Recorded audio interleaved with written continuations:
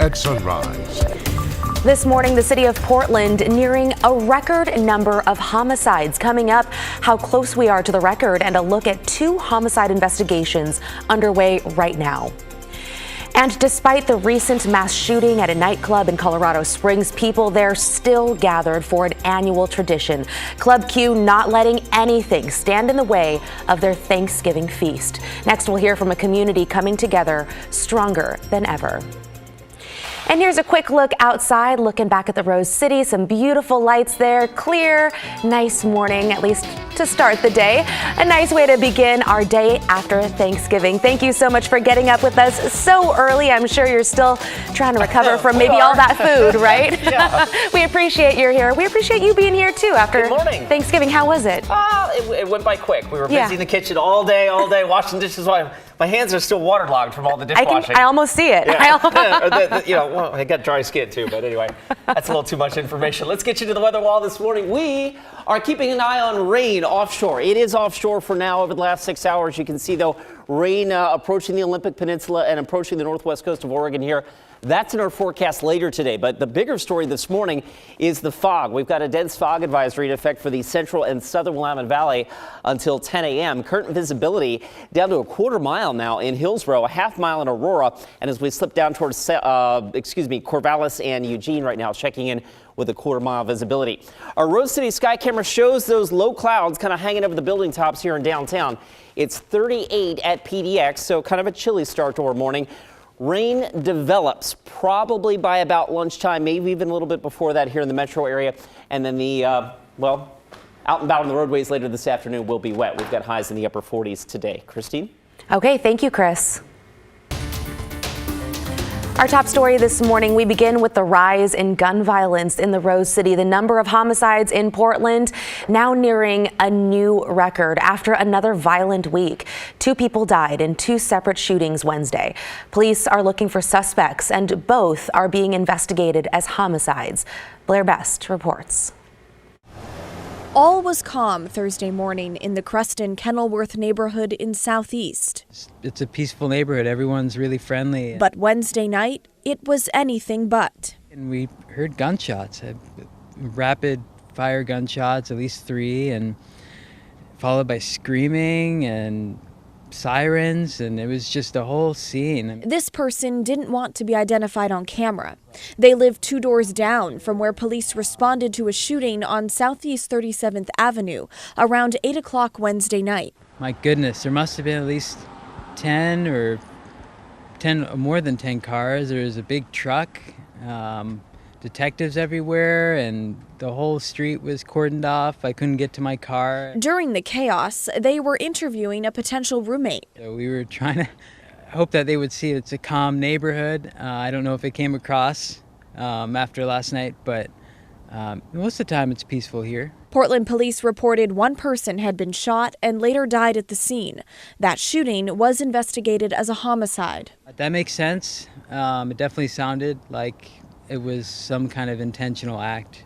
People speeding off, and that's really disturbing. I'm nervous around people because, where are the rules with this wild, wild west? Diane Mendez was walking home from the grocery store at the time of the shooting. It's very unsettling for our community, for our lives. About an hour later, police responded to another shooting, this time in the Park Rose neighborhood on Northeast Glen Whiting Drive. Yeah, a lot of cops, The shooting wasn't a surprise to this man who lives in a tent behind this 7-Eleven. Because there's shootings everywhere, especially around here. There's always gunshots. Police say 1 person was shot and later died. It was also investigated as a homicide. This man says he knows who pulled the trigger. Not the greatest person, he shot at people before. If both of these deadly shootings that happened Wednesday night are found to be homicides, that will put the total number of homicides in Portland at 88. That's just shy of last year's record of 90. It's crazy. It's not Portland. It's not what it's supposed to be or how it's ever been. And the timing of these tragedies is not lost on anyone. Sad for the holidays. I feel bad for his family. Yeah, I'm really grateful for my roommates and my neighbors. Everyone's kind of looking out for each other and thinking about each other today. And Anyone with information on either of these two shootings is asked to contact Portland Police. Blair Best, KGW News. Meantime, Gresham police are looking for a man they say caused a rollover crash yesterday. It happened at the intersection of Southeast 3rd Street and Burnside. Police say the suspect was driving a stolen car when he ran a red light and T-boned another car. The person in the other car was transported to a local hospital, while the suspect, police say, jumped into another vehicle and took off. People in Colorado Springs have been through a lot after the mass shooting at a nightclub there last weekend. But the tragedy didn't stop the annual Thanksgiving dinner that normally takes place at Club Q. The community stepped up in a big way to host the dinner for anyone needing a meal or a place to go for the holiday. Maggie Bryan from our sister station in Colorado Springs has the story. This year, and many years before, family is more than a last name for the LGBTQ community in Colorado Springs. Just enjoying the times all together. Holidays like Thanksgiving can be tough for many in the community. A lot of times when people come out as being openly gay or openly queer, they don't get accepted. They don't get accepted for who they are, and sometimes their families really turn against them. And after the tragic shooting at Club Q, family means more than ever. The club would have opened its door to the public to host its 10th annual Thanksgiving dinner. Those who were regulars at Club Q, those who Club Q was their home, was their family, those who didn't really have a family to go home to. This year, the Pikes Peak Metropolitan Community Church is keeping the tradition alive. We wanted to promote and even just touch the surface of starting to heal. With enough food for 250 people. The United Court of the Pikes Peak Empire, Southern Colorado's longest running LGBTQ organization, also taking in donations for families affected. Every donation we get that's going to be donated back to the family, so that way they have the funds to help with whatever needs they may have, whether that's from funeral costs, whether that's transporting bodies back to other states. And joining together during the holiday for a free meal and a few smiles to brighten up this dark time.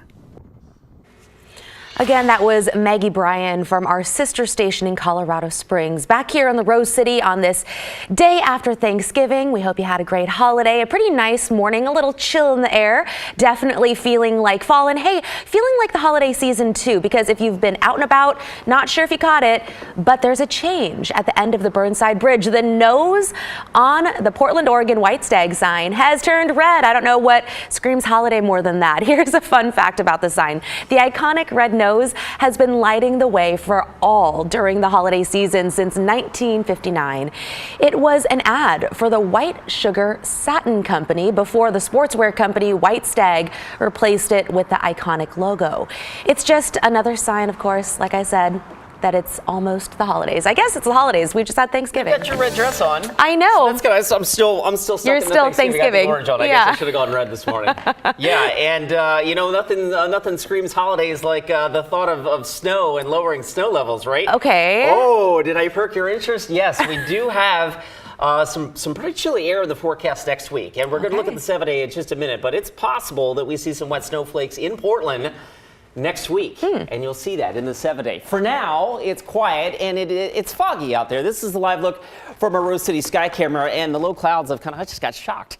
This panel has lots and lots of little monitors in it. I just touched it. It's like, could you hear that? So the cloud deck is down below some of our tallest buildings. Wells Fargo Tower is like 550 feet. So we've got low ceilings over Portland, and that is translating to fog elsewhere. 38 last check at PDX. The visibility at Hillsborough is now down to a quarter mile, half-mile visibility in Aurora, quarter-mile visibility now in Corvallis and Eugene. A dense fog advisory is in effect for the central and southern Willamette Valley until 10 o'clock this morning. So be on the lookout for that. 33 in Scappoose, it's 36 in King City. Big perspective across the state. We're down to 31 in Pendleton. There are some areas of freezing fog in the Columbia Basin this morning, but it's not terribly cold in eastern Oregon yet. 15 is the cold spot on this map at last check in Burns. All right, the plan for today, the fog lifts, but the clouds get thicker, and eventually you see some rain offshore. That will roll onshore as we go through the day today. In fact, this is Futurecast at 10 a.m. Coast likely getting wet sometime between about 7 and 9 a.m. That rain then shifts into the coast range. And between about 10 and noon, I think that's here when the Portland metro area starts getting a little wet, and then that rain will be with us on and off through the rest of this afternoon. Looks like the back edge of the rain gets through here by sometime between 6 and 8 o'clock tonight. So a dry evening, and then a mostly dry day, I think tomorrow. We'll be in between storm systems on Saturday. So Saturday will be a kind of a cloudy, cool day, but I think generally a dry day. Here's a look at rainfall potential today, and it's fairly robust. Maybe 3-4 tenths of an inch of rain here in Portland, and temperature-wise, not going very far in the temperature department. Only about 47 or so for a high this afternoon. 7-day forecast then shows a dry day tomorrow. We're in between storm systems on Saturday. Next one comes in late Saturday night and Sunday. So Sunday's going to be a rainy day with lowering snow levels in the Cascades. There could be some heavy mountain snow as we get into Sunday and Monday. And then as we look at that 7-day forecast, you do see the daytime high temperatures getting cooler and rain and snowflakes in our forecast Wednesday and Thursday of next week. We'll be right back.